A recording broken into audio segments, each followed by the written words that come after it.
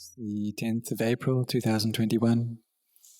Today there was an ordination. One person from Ireland came to ordain as a novice. And they had this intention to come to take ordination eventually as a monk, as a bhikkhu in the Buddhasasana.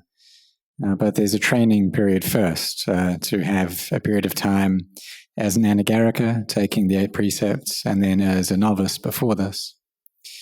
And so novice Markus has already spent quite a lot of time taking or practicing with the 8 precepts as an anagarika at Sunyata Centre in Ireland for a number of years already, and already has sufficient knowledge about the monastic rules and ways of life.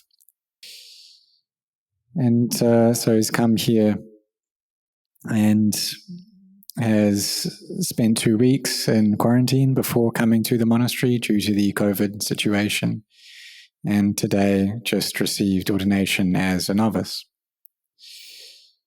And so this practice and becoming a novice, that everyone who takes up ordination like this, they get the 5 meditation objects from the preceptor, that of hair of the head, hair of the body, nails, teeth, and skin, of kesa, loma, naka, danta, tacho. And this kammatthana is something that all monks and novices receive, something that we all need to study so that we gain an understanding of it. So coming to ordain, it shows that people who can do this have seen the danger in the cycle of samsara and have developed their nekama barami, this barami of relinquishment, coming to train their minds. So coming to ordain, we've brought our bodies out of the worldly ways, just like a log which is in a body of water, that when we bring that onto dry land, then it's no longer in the water and it receives sunlight and it gets blown on by the wind. And slowly but surely it becomes dry. We're able to light that log on fire and it can give us heat. And so it's the same with ordaining, that initially we bring our bodies out of worldly ways. What's left is this mind of ours. We need to train these minds because it's natural that they'll be thinking a lot.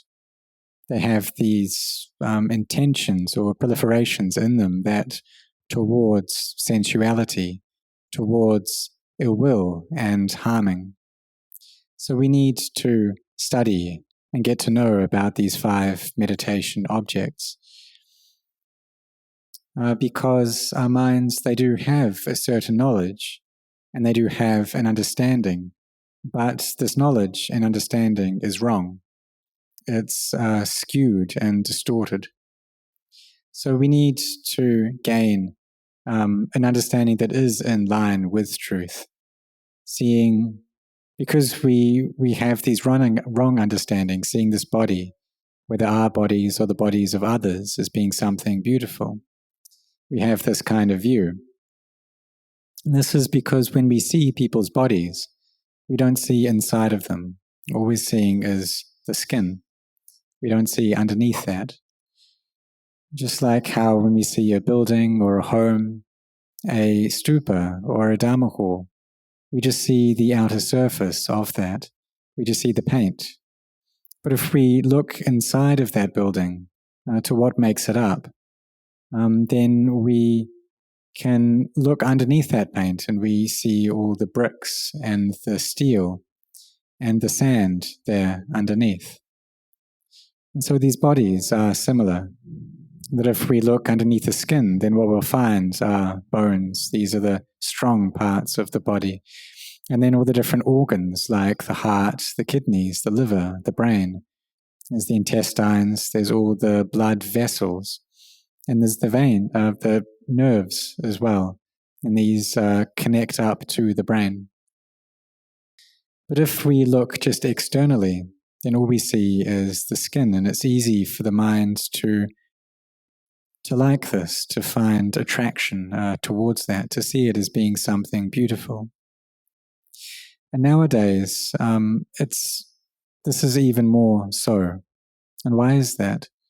It's because of the development, the evolution of things like makeup and perfume, that people dress themselves up even more beautifully than they did before. And these cover over the truth of these bodies.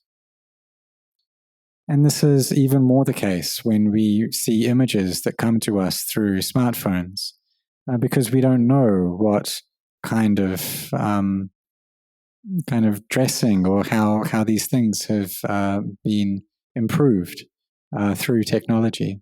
And this can make people even more deluded than they were before. And perhaps in the future we won't want to see anyone's real face in person, because they just don't look as beautiful as they do through phones. So when we take up the 8 precepts, then this goes against this tendency. We have this precept of nacha gita viduta visukadasana, of not ordaining the body with jewelry or putting on cosmetics. And there's also the precept against going and watching shows and listening to music. And so this is contained within these 8 precepts. And the novice has these and within the 10 precepts as well. So these are something that we need to think about and contemplate. This hair of the head, hair of the body, nails, teeth and skin go through this back and forth of kesa, loma, naka, danta, tacho. Needs to gain an understanding of these things that cover over the body, see that they're not beautiful. That if we peel off the skin on our heads, then we see that the skull is just like an overturned bowl. And there's all the blood vessels there, all the blood underneath the skin. And this blood, it flows down to all the different parts of the body. It goes down to our arms and our hands, our legs and our feet, and to the stomach.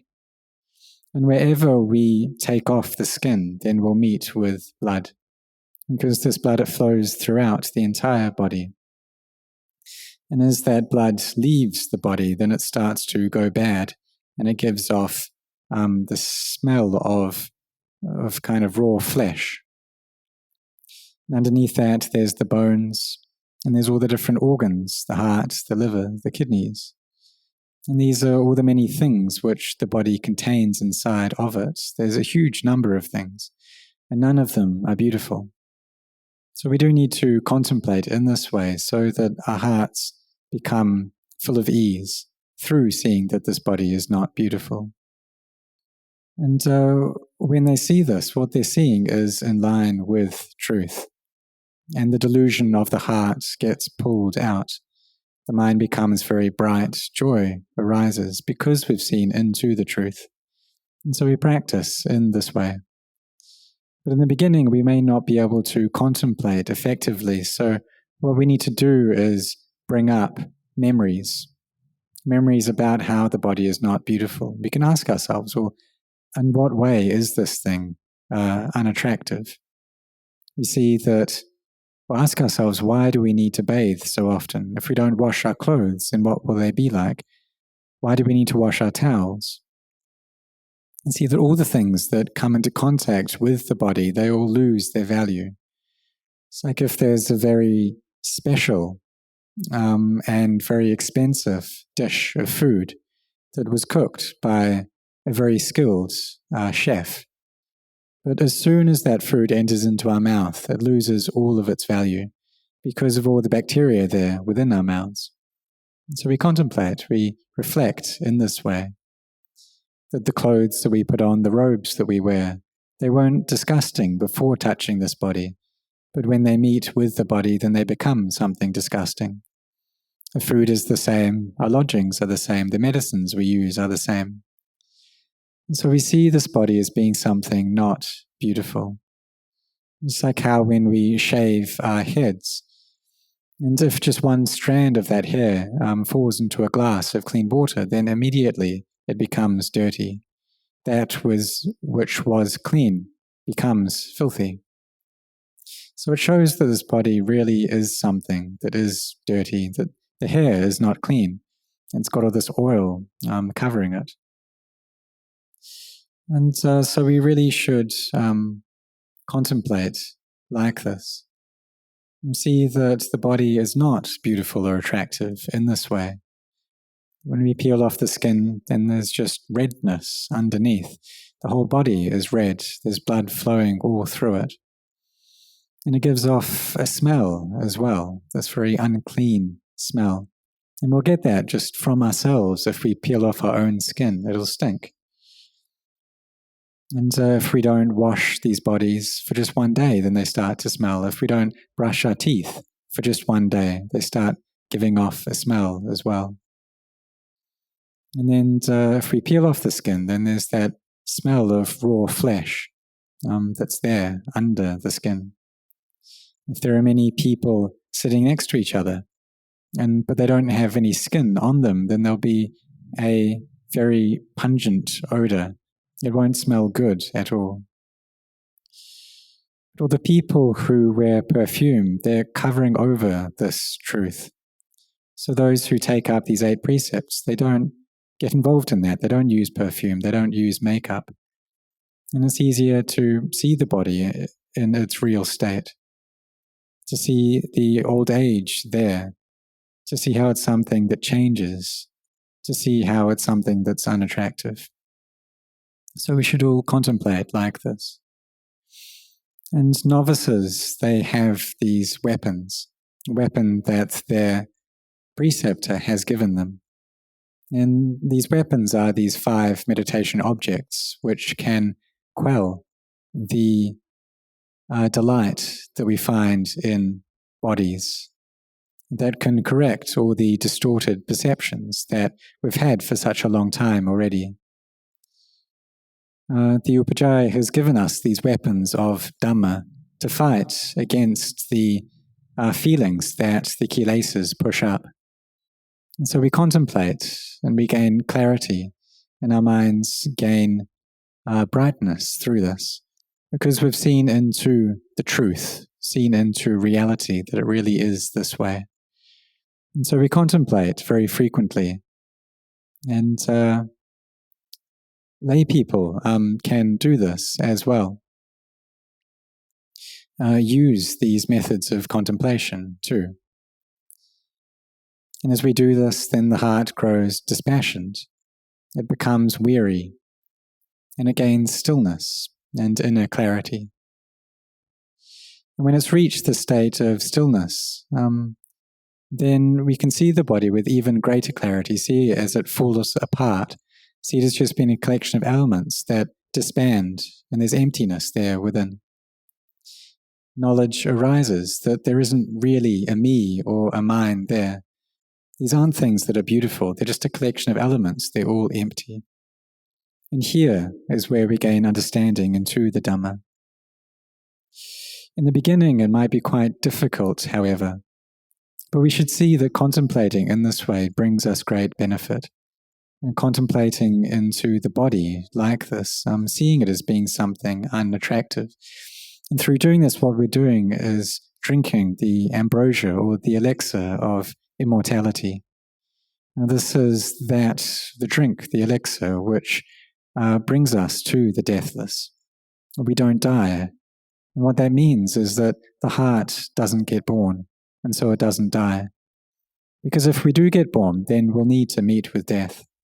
And so if we contemplate and see clearly, then we're gaining the deathless.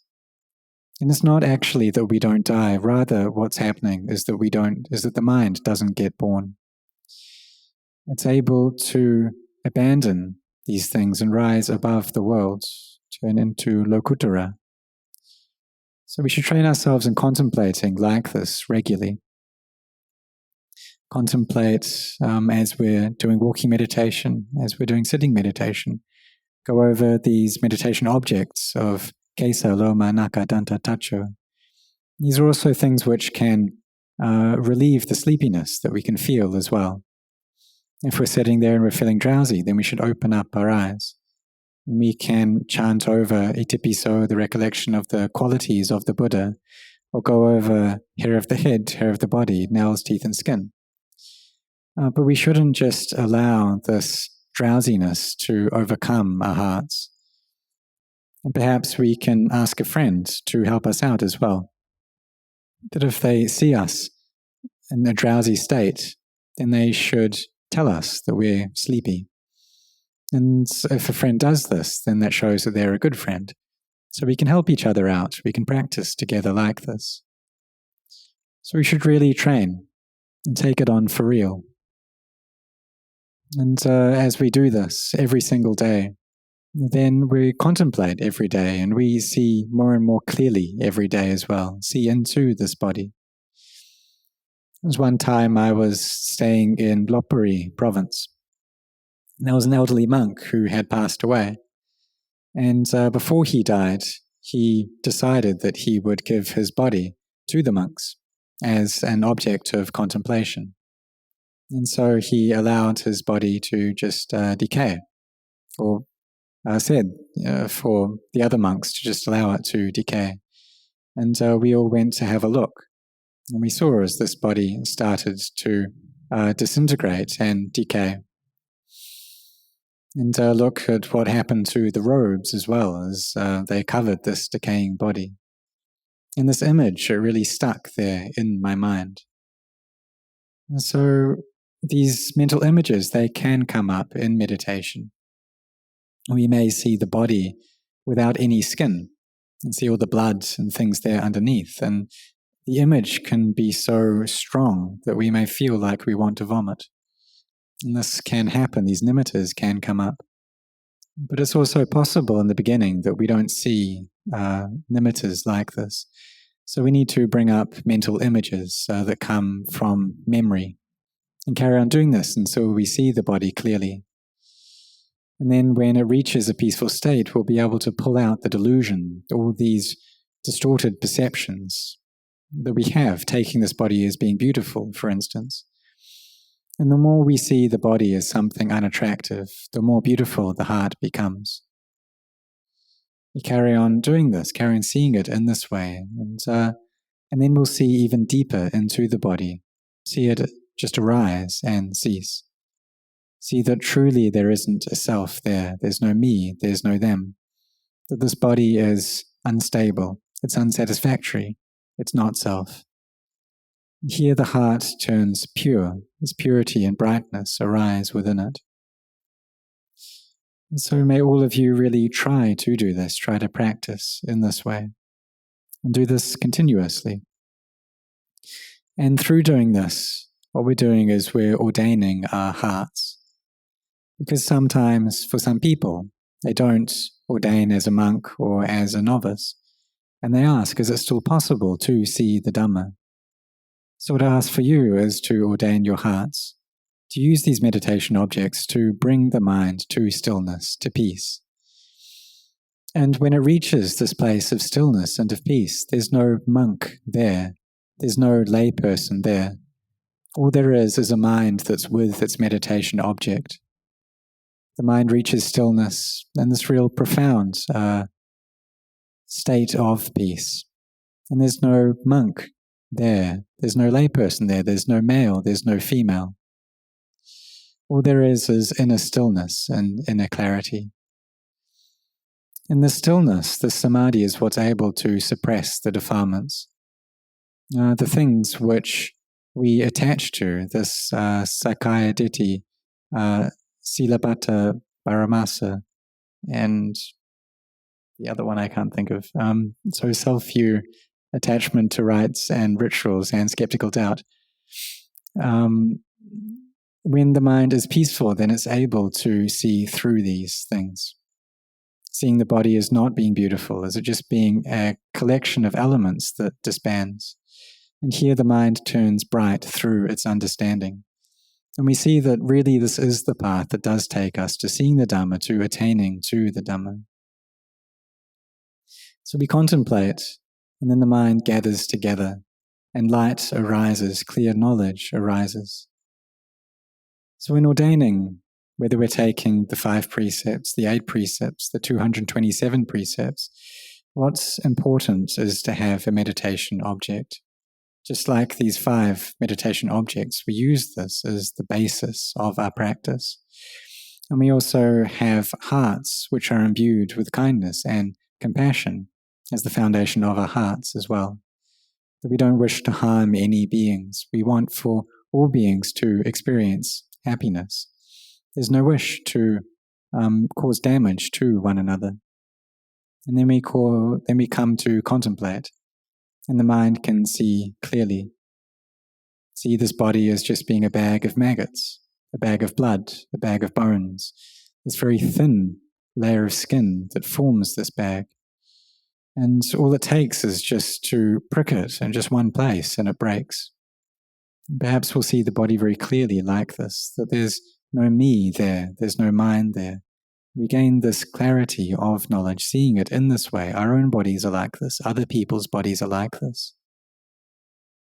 See that all people, once they're born, they have to grow old, they have to get sick, they have to die.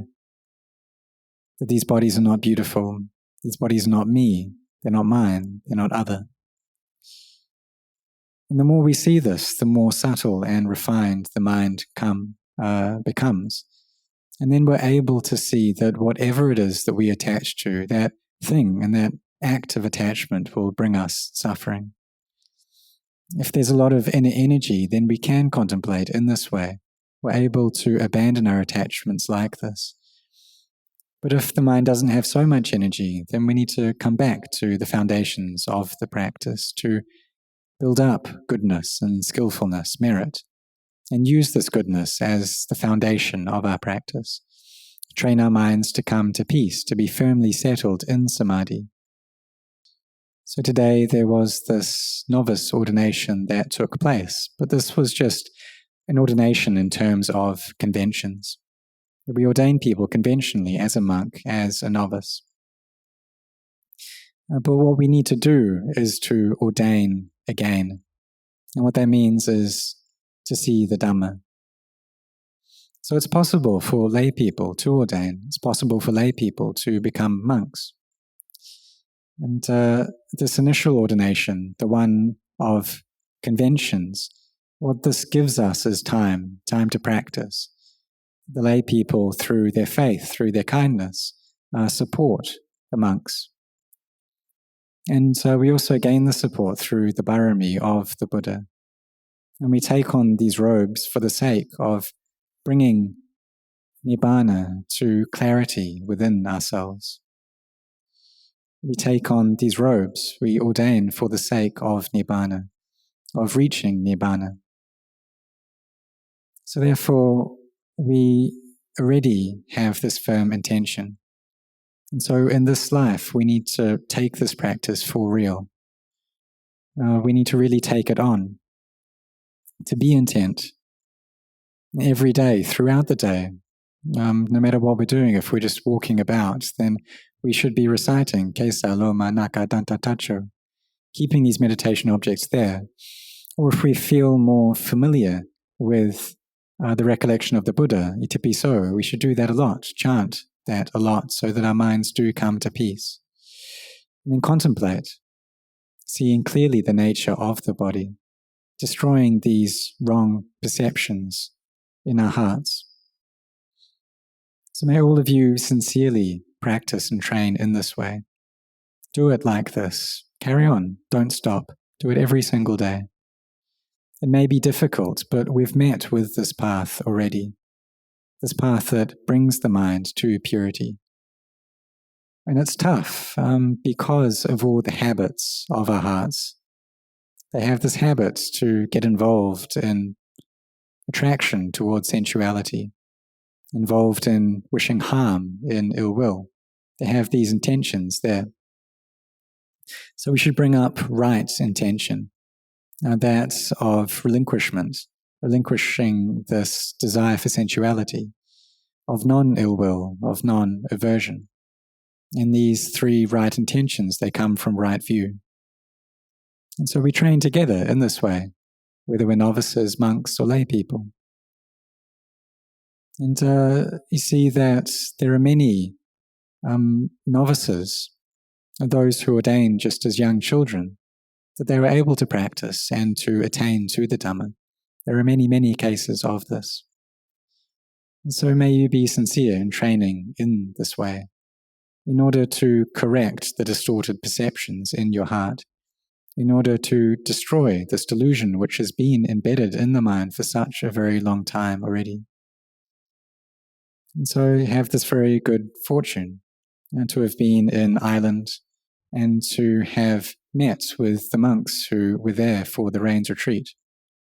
You've also passed through many experiences in the world, enough to see that the world is a place that's very chaotic, that's very stirred up, it's not peaceful at all. And so you've come to train, to practice. So may you set your heart well on this path. And for the monks who have taken full ordination already, no matter how long you've been monks, you should always make yourself as a new monk, as someone who's newly ordained, and take on this practice to the best of your energy.